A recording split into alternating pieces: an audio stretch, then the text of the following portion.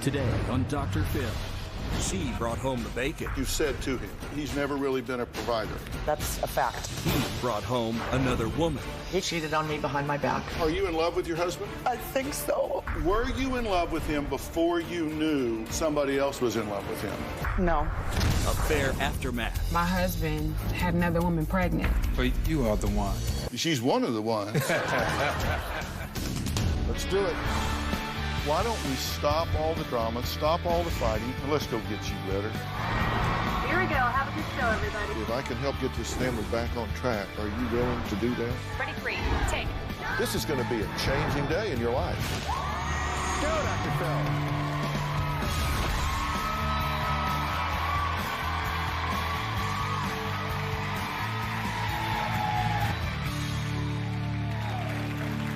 Well, she calls him sauce, he calls her sexy. Now, this sounds like a couple in love, right? Well, not really. It's a man and his mistress. And his wife discovered their affair when she found his secret cell phone filled with hundreds of racy text messages and naked pictures. Take a look. My husband of 15 years cheated on me behind my back. My husband has never had a decent job. I've always been the leader and provider financially in this home, and he had the nerve to go and cheat on me. About January of this year, I could see a big change in Jeff. He seemed different, and I knew in my heart it was a woman. I became obsessed with looking online at his phone bill every single day. There was a number that popped out to me. I called the number myself and hung up when I heard the woman answer. So now I had to get into more undercover work. I went to his car and found the phone. Saw a couple texts. They had nicknames for each other that sucked. Horrible. She called him sauce, which makes me sick. He called her sexy. There was close to 500 pictures on the telephone. 90% of them were of her. A lot of naked pictures. There was a handful of Jeff, a couple that were naked. It's made me physically, emotionally ill, and I don't know what to do about it. Well, April's husband, Jeff, says it's not his affair that ruined their relationship. Their marriage was rocky way before that. This marriage has been a roller coaster the last several years. I have been the provider almost from day one. There was a good 3 years that I made over $1.2 million. I have purchased a lot of expensive gifts, a $37,000 Harley, an $80,000 boat. I built a house on the Colorado River.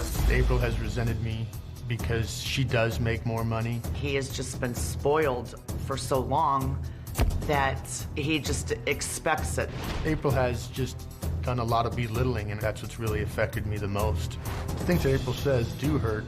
I'm fat, I'm balding, and no one's gonna want me. I'm a loser.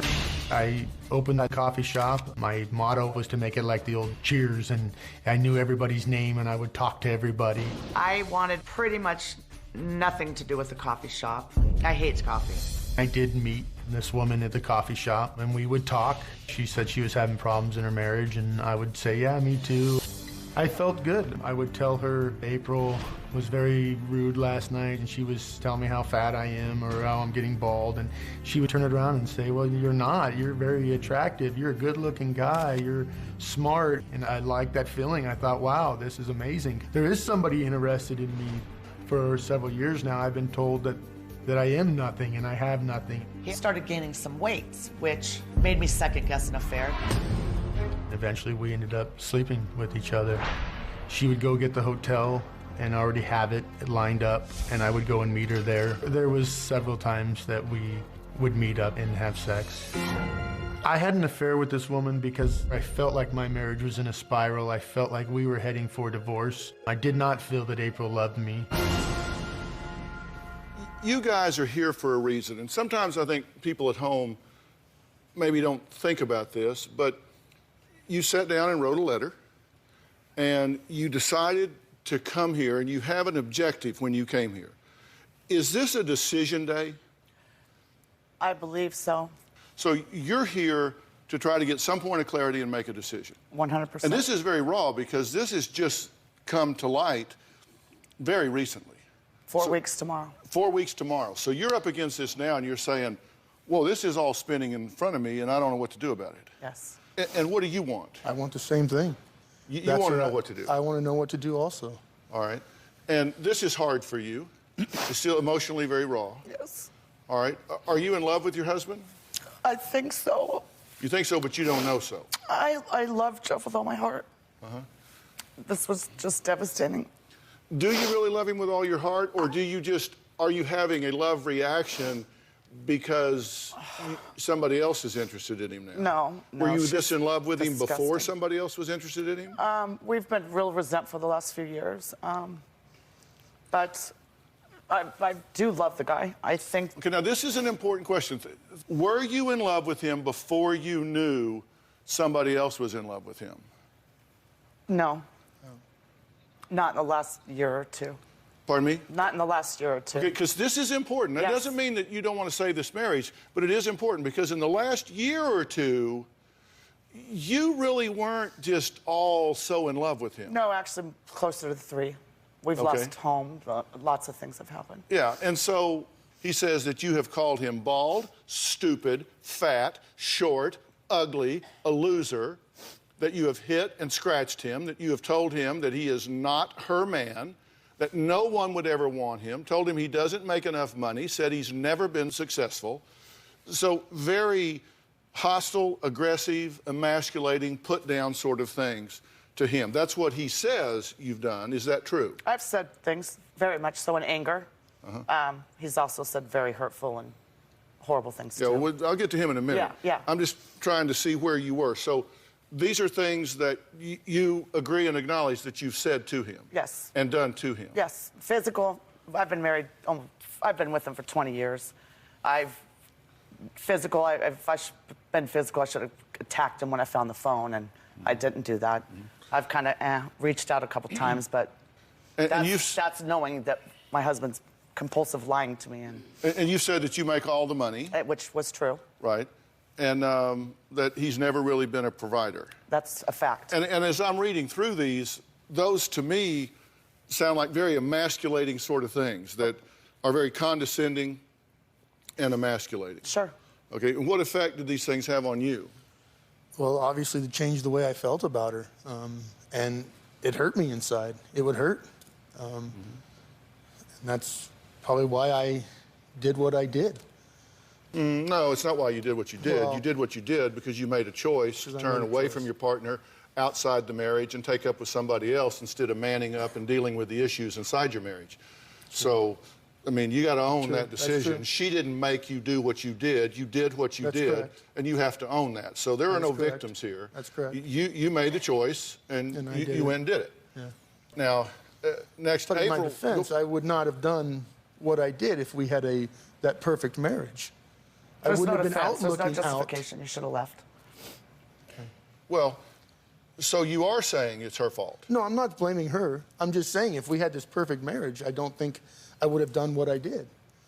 Well, you're contradicting yourself. You're saying, I'm not blaming her. I'm just saying, if she hadn't done what she did, I wouldn't have done what I did. I got you. So you are saying that it's because of her. And look, I'm just telling No, you, yeah, I understand. if you don't own it, we're done. Because if you don't own it, you can't change what you don't acknowledge. We'll never heal this if you don't own your choices. And I don't know that we will anyway. But trust me, you had a lot of options given what she did.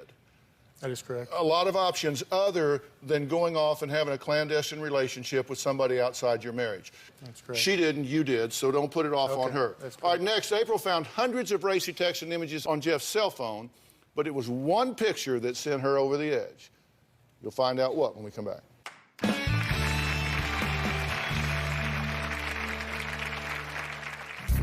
I'm angry and hurt that he cheated on me, and I think how any woman could do that to another woman, and she's married too.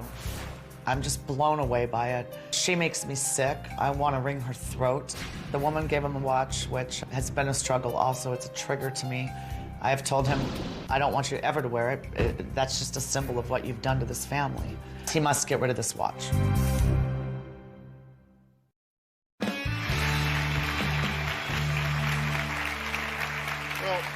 Well, I guess April and Jeff lived the high life for years. April made millions. They drove expensive cars, took fancy vacations, lived in a mansion on a hill. But April's perfect world came crashing down a month ago when she found Jeff's secret cell phone. April does check my phone all the time. She does go online and see who I'm calling. So this woman got me a phone so we could communicate back and forth without using my normal phone. So then the texting became more and more, and then there was sexual innuendos. And then we started sending some naked photos back and forth of each other. The worst picture that affected me was the picture of her fully clothed, standing in my kitchen. This is where the photo was taken, which makes me disgusted and sick to my stomach. He let this scumbag come into my home. What hurts me the most was that she was in my house. I feel like I was raped by her. What do you think you should do at this point? Are you convinced that this relationship is over? I think without some serious changes, absolutely. When my industry crashed, when the mortgage industry went down, so I went from making $1 million a year to under $100,000. Mm-hmm. And meanwhile, I bought this coffee shop that we've lost about $800,000. We had it for 5 years, and he went there every day, made horrible income because we couldn't pay payroll, let alone him. I hated it, but he still had the happy life. He's a cheerleader, and this is where he also met this loser. It finally closed in July of this year. We also bought our home that we're in today in June. And it's crazy to me that he was having this affair as we were buying another home together. Why didn't you leave first? I think I have a beautiful 13-year-old son. And I do love Jeff, but he has to be a provider. He has to be a provider at this point, whether I make $100,000 or $1 million. I don't want to be in the control seat. I've been that way the whole time, and it's so old to me. I don't want to do it anymore. But you've defined it that way from the beginning. From the beginning. And you've taken kind of a parent-child position with him from the beginning. And children grow up and rebel. I mean, that's the reason that I always tell married couples, parent-child relationships don't work. I know. I've traced your relationship back from the very beginning. I wrote it down. You have judged him from day one. You said, this is not the kind of guy I want. You said he was short, he was too young, he was dysfunctional. That wasn't from day one, but when I met him, he lived in a tent trailer in his uncle's backyard working for a family-owned pawn shop and made low income but free rent type of thing. And I was a struggler, I was young, became best friends.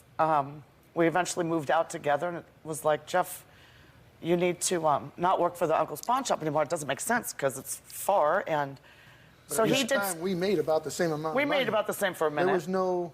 I was probably in the 40,000 range, and you were still about 20. It's not about the money. You said the first time you kissed him, you thought, oh my God, I'm going to break his heart. Yes, absolutely. He wasn't my type of guy that I typically went for. He was younger than me. I never ever went for a younger person. A couple years younger. It's not crazy, but we established a friendship. I also never did that before. But he came from dysfunction. I came from dysfunction and suicide. He came from suicides. It was like, wow, you're normal. So I had this friendship thing that, wow, how are you normal? I want to be normal too. Do you want to be in this relationship with her? I do. Now, you said that quickly, but do you really? Because we asked you a lot of questions leading up to this, and I heard a lot of, gee, I don't know. And you say here, sitting in front of her, you do, but that isn't what I heard you saying as we asked you a lot of questions. I heard a lot of, I don't know. I do, but I feel that things need to change in order for that. Why did you say I do when I ask you? Why did you give me half of a truth? Because I think deep down inside I do. I do want it to work. Am I leery of that? Yes, I am kind of leery. Then why aren't you saying, look, guys, this is your time. This is your moment. If you guys don't tell me the truth, we're wasting our time. And you're not being honest here. You're saying, oh, I don't blame her, but look what she made me do. I had to go through 4 times to get you to see I am blaming her. Come on, you own this. You made the choice, do it. I say, do you want this marriage? I do. Now, wait a minute. That's not what you said. What you said is, if she continues to browbeat me the way she has, time and again, and emasculate me and put me down and demean me, then hell no, I don't want to be in a relationship like that. That's the truth. Right, that is so the you truth. get here in front of her, and you get clay-footed and say, oh, yes, I do. Good little boy, I'm in front of mommy, yes, I do. That's not the truth. That's true. You are a very controlling woman. You are a very proud woman. You make a lot of money. You buy the cars. You buy the houses. You do this. I've always made more money. He says, we made the same amount of money. Well, maybe for a minute. Really? Are you, I mean, you're just pretty proud of the way you turned out, aren't you? No, absolutely not. I'm just sick of doing it for as long as I have. Because right now the times aren't good. We're $50,000 in credit card debt. He has this Harley that he just has a sense of entitlement. But this is not about Harleys. This is not about boats. This is not about cars. Yeah, you're right. You're right. I don't care about material things. I would get rid of any material things, but the material things that I've purchased for him, I'm not selling my Harley. At one point, he said, I would divorce you before I'd sell my Harley. Dude, we're $50,000 in credit card debt. You're making no money right now. You're in training. I'm making hardly anything, and I'm paying $1,000 in interest on these credit cards a month. Sell the Harley. When you make money, go buy yourself a Harley. We tell you, that's where the providing part that I need him to step up and provide for my child, and not go sell more, April. That's what I've heard. Go sell more. Go sell your jewelry. Really? All right, y'all take a breath, and I'll take a break. Jeff had a mistress. He has a wife. And now there's another woman in the mix threatening to ruin his marriage. We'll meet her when we come back.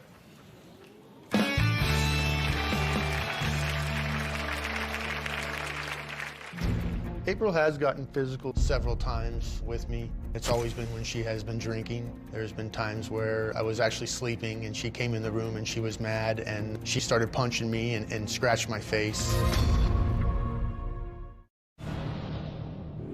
When April drinks, she does get verbally abusive. She would lash out more. She says she feels sorry for me. She's gonna find somebody and I'll never find anybody. She would drink sometimes to where she would actually fall. There were several times she would just drink until I'd have to put her to bed, passed out. Well, Jeff says his wife's drinking and verbal abuse have gotten completely out of hand in recent years, but April says their marriage is on the rocks because of his affair, not because of her drinking, not because of her abuse, not because of anything that she does. So what do you say about all that? You got a drinking problem? I absolutely could have a drinking problem. In the last several months, I stopped during the week. You would absolutely say I have a drinking problem.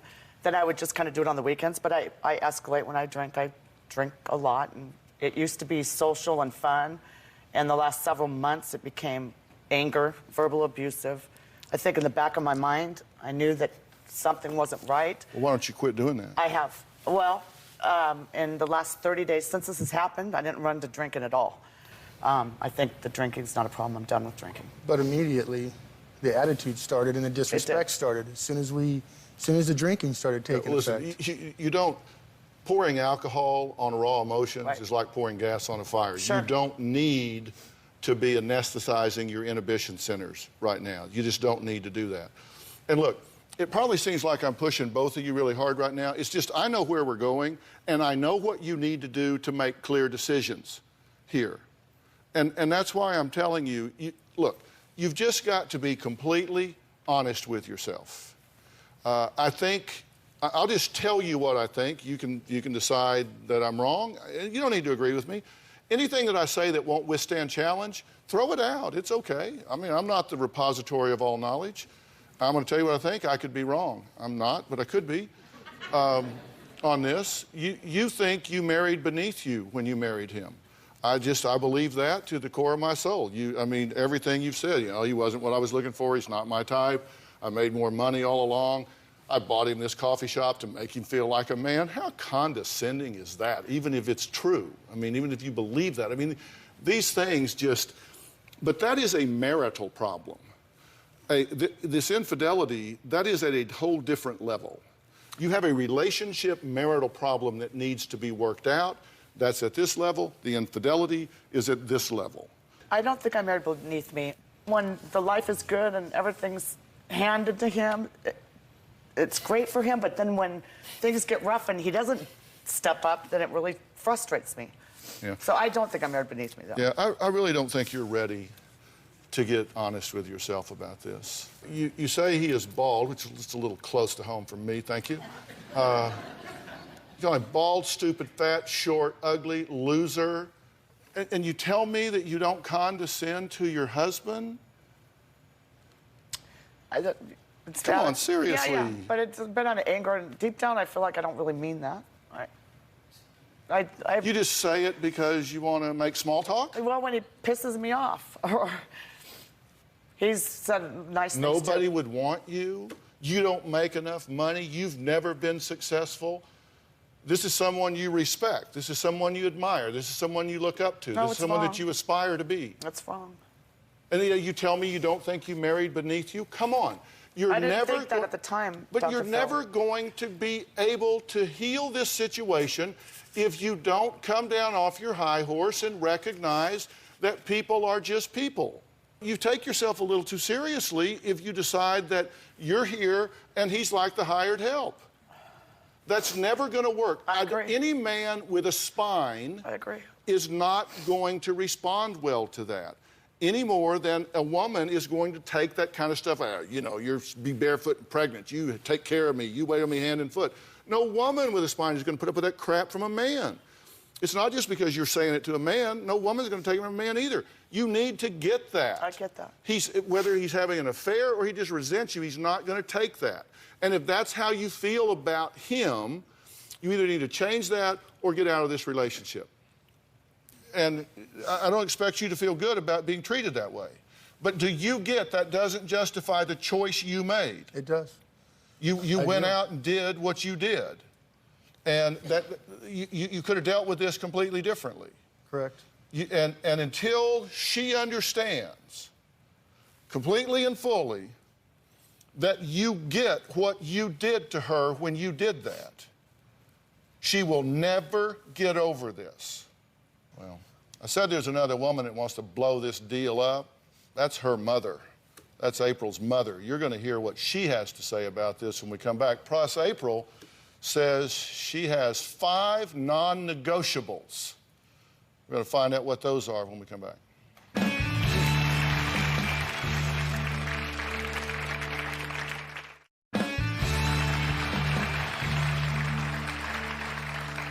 Well, April's mother, Karen, is also here. She says she doesn't want Jeff and April to work things out. In fact, she wants April to kick him to the curb so badly that she is the one that wrote into the show. She said, look, I want these guys to end this thing. Karen, what do you think needs to happen here? And if I said anything that changes your mind about this? For the last at least 5 years, I've watched a dysfunctional marriage, my daughter drinking too much, my son-in-law not doing anything that he should be doing to help pull the family together. In my opinion, this relationship is doomed. Mm-hmm. You don't think it should be saved?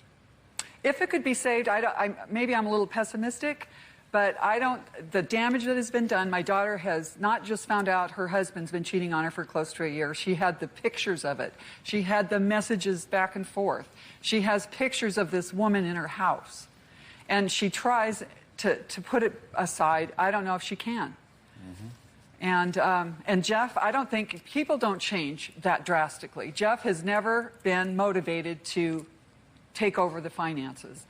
I love him to death as my son-in-law, and this kills me to even have to say about him, but I don't think it's going to work. I don't think they're going to get the counseling and then Jeff's suddenly going to step up to the plate and be at least an equal to April. That's what she needs. She doesn't need him to take over. She needs him to be a partner. So what are your non-negotiables?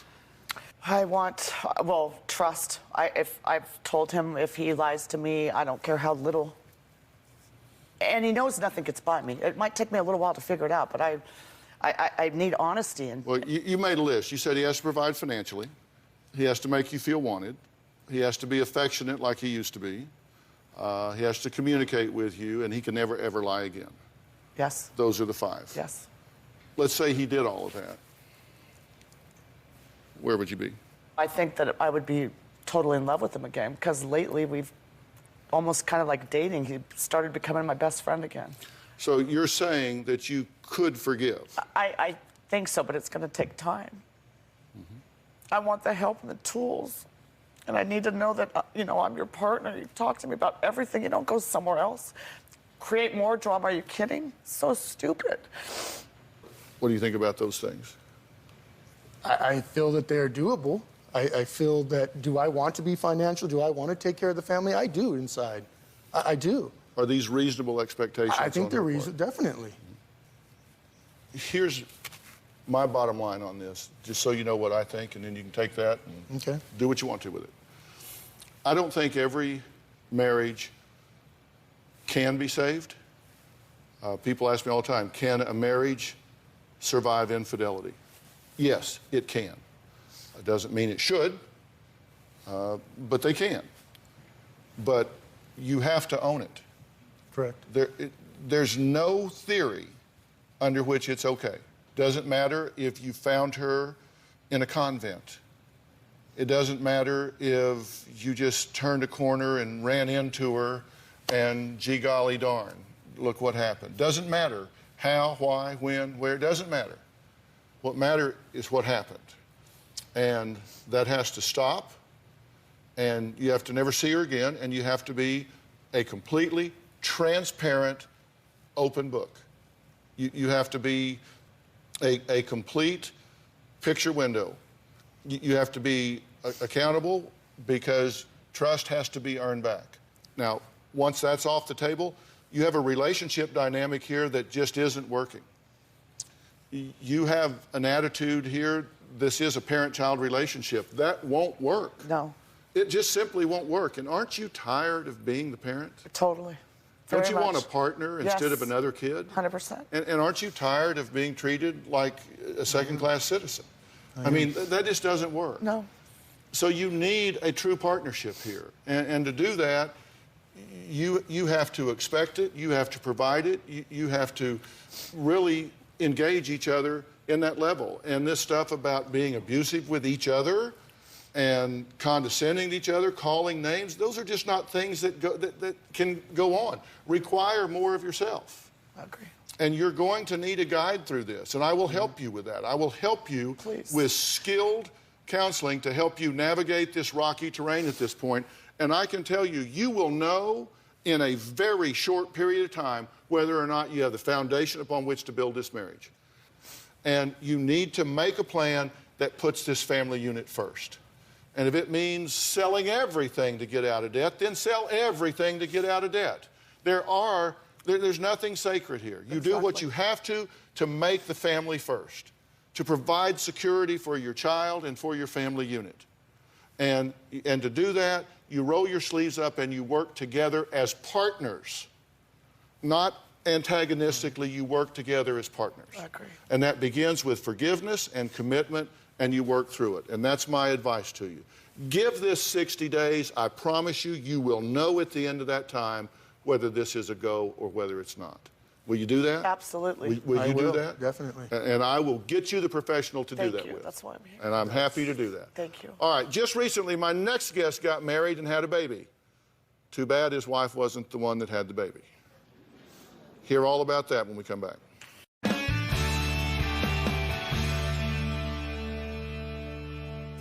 When we were saying our vows, I thought, I can't believe this is happening. I'm the luckiest girl in the world, but then all my dreams were shattered.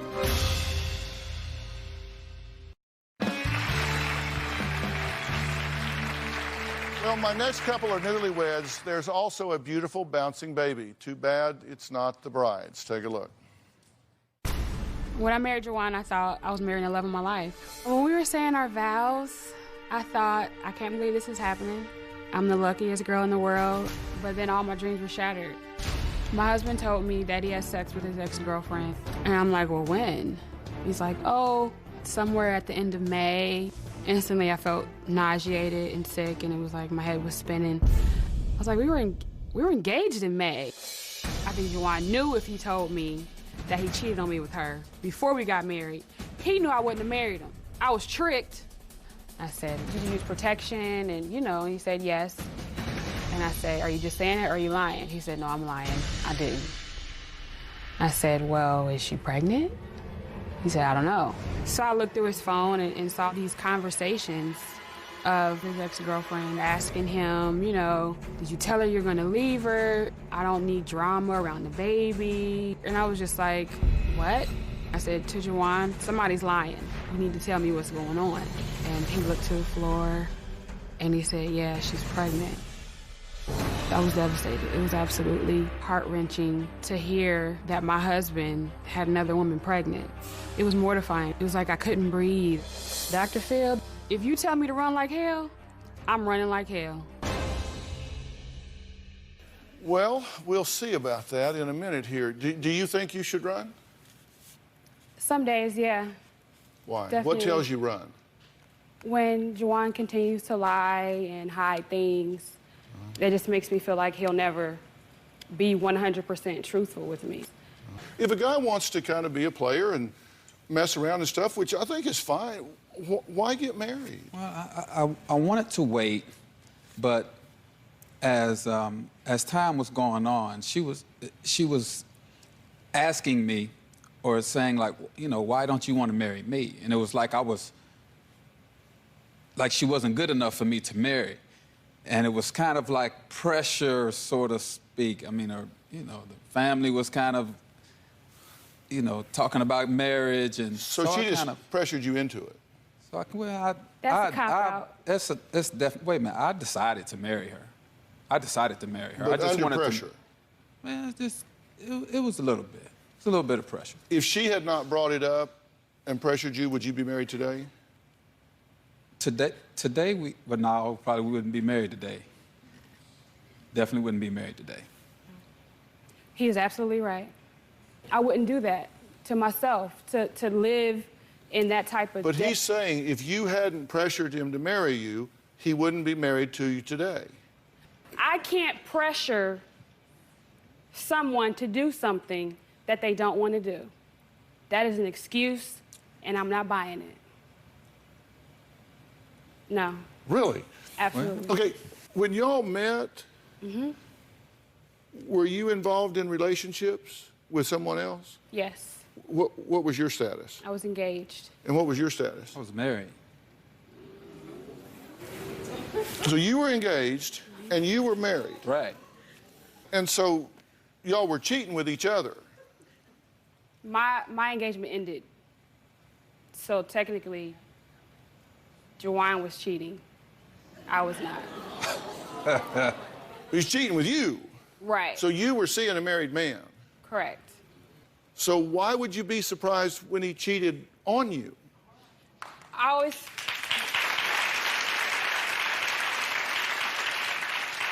That's a fair question, right? It is. Because if they'll do it with you, they'll do it to you, right? Exactly. I always felt like I was enough for Juwan. I always felt like that I brought to the table everything that he needed and that he didn't need anyone else. Maybe it was naive of me, but well, that's a little that's what egotistical, isn't it, though? I mean, you find a cheater and you think, I'm the one. I'm the one that'll tame the guy. I mean, I know he runs with the girls, but I'm the one that he'll stop all that with me. Right. And that's exactly what I thought. Thought I was the one. But you are the one. She's the one. She's one of the ones. Okay, next. An affair and a baby seems like more than any newlywed woman could endure. Well, it's not. There's something else threatening to end this marriage. We're going to find out what it is when we come back.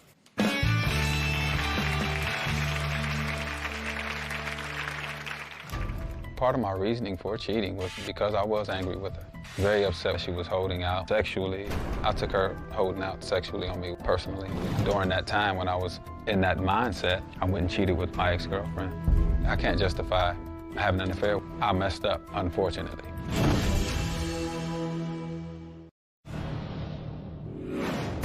Things have definitely gotten physical between Juwan and I. We were talking, and Juwan felt like I said something that was disrespectful to him, and he smacked me across the room and I hit the wall. It was such a shock to me. Last time was Thanksgiving, and he felt like I said something disrespectful. We had gotten into it, and he choked me, and I honestly thought he was gonna kill me. Well, Charnay and Jawan have been married just over a year. Just weeks into that marriage, Charnay found out Jawan had slept with an ex and fathered a child. Now, recently, things have escalated, according to Charnay, into physical violence, and they want to know if they should stay with this relationship or shut it down. Have you gotten upset with her and hit her? Yes, I have. And did you get upset with her and choke her? Yes, I have. And you did have a baby with an ex. Yes, I did. Which was cheating on her. So do you have a question for me? Just a straight out question? My question is, should I run like hell? Yes. Run like hell? Yes. Do you have a question for me? Is there anything that I save our marriage? You are a high-risk candidate at this point. He's very high risk, and I'm going to tell you why. You asked me straight up, I answered you one word, yes. He's very high risk. He's cheated on you before you were even down the aisle, right? I see absolutely nothing that suggests any change in what he's likely to do. The best predictor of future behavior is past behavior. If you want to know what he's going to do in the future, look at what he's done in the past.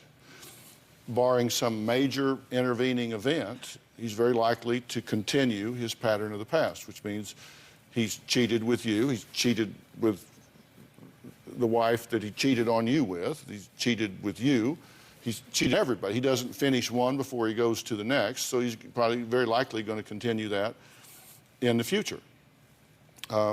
He's been violent with you. He's hit you and choked you to the point that you thought he was going to kill you. That's dangerous. So, yes, I think you're in a very high-risk relationship.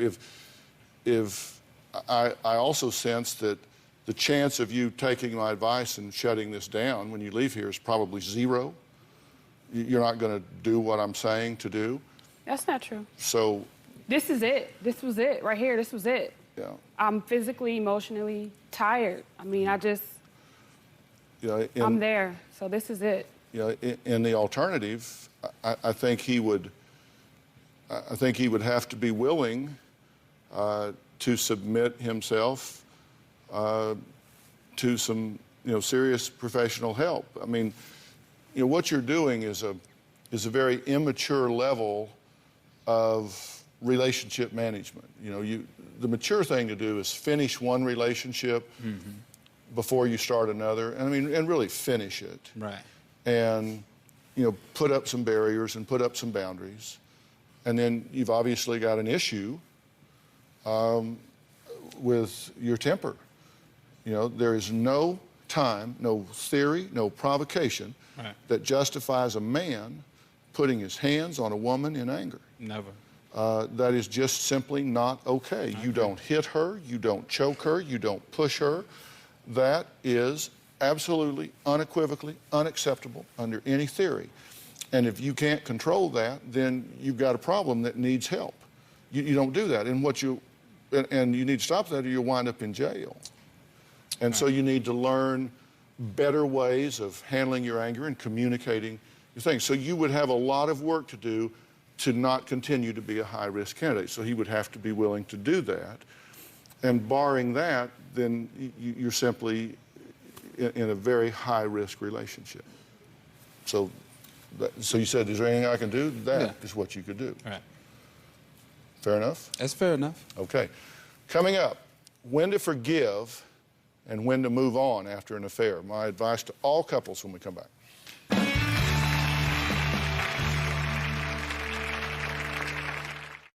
If you're in a relationship and there has been infidelity, there has been an affair, I always get asked, how do we know whether we move on or whether we try to resolve this? Look, you've got to sit down and negotiate this.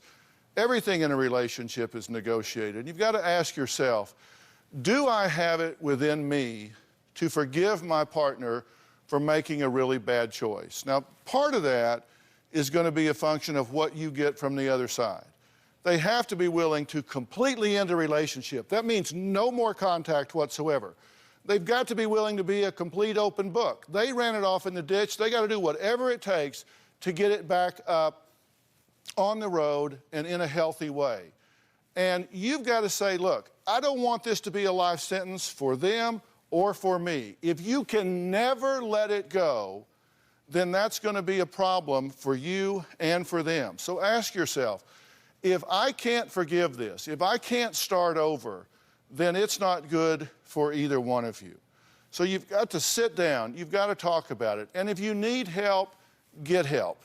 Go to your pastor, go to a counselor, do what you have to get somebody to come in and counsel you and calm things down. Don't quit while the emotions are raw. Don't quit while it's really hurting inside. Work through it. Give your feelings a voice. You're talking about a relationship that's meant a lot to you. It's worth the work. And then if when you get through with that work, you just can't get past it, okay. But know that you've done the work. And if there are kids involved, you owe it to them to do the hard work. So just think about that. I want to thank all of my guests that were here today. If you find yourself in the middle of an affair and you want information on how to save your marriage, go to drphil.com. There'll be resources there and a lot more than what we've talked about today. I'll see you on Twitter. I'll see you on Facebook. I'm always there. I look at your comments, so I do like to hear from you. Thanks for being here. So long.